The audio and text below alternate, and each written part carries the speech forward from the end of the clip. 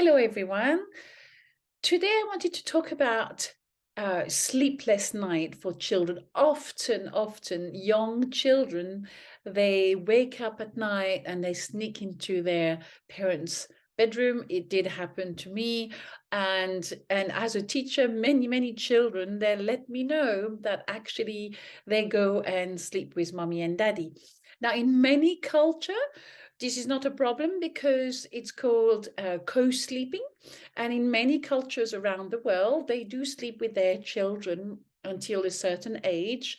And so there's no problem with sleepless night because your child is right next to you and you can breastfeed if you're breastfeeding, but at least you can make sure your child is settled. Now, if it's in Western cultures, usually we have a bedroom for the child, a bedroom for the parents, and we often parents, especially if they are working parents, they like having their children separated. So often around, it's a challenge because it can be extremely tiring. It can be very frustrating to every single night being woken up by your child trying to come up, and he's scared and he wants to be with you, etc. So we are going to go through different points here to help you challenge this problem.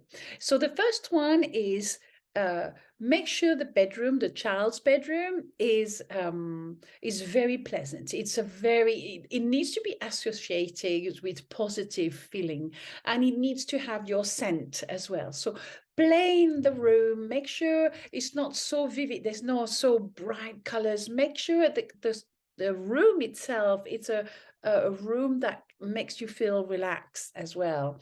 Not too many toys everywhere. This could be very exciting for the child. So when it's time to sleep, it could be a bit challenging.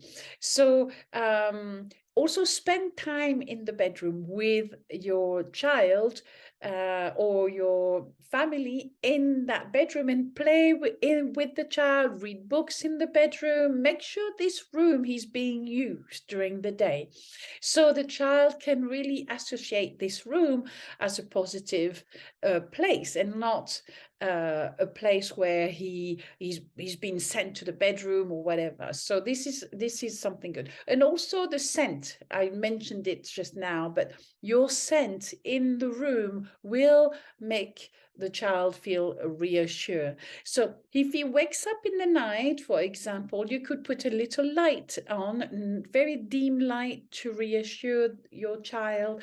You could have also very small, gentle music in the background to again reassure your child. But essentially, what would be a very good idea if it's a problem that is recurring, it's to simply put a mattress for you. You have to kind of start from ground zero. You put a mattress next to his bed and you have to say to yourself, okay, I'm going to sacrifice myself for like a week and I'm going to sleep right next to my child. Because what's happening is when the child wakes up, it's just that time when you need to be resettled. Is that time that only a little stroke and only a little reassurance that he falls back to sleep.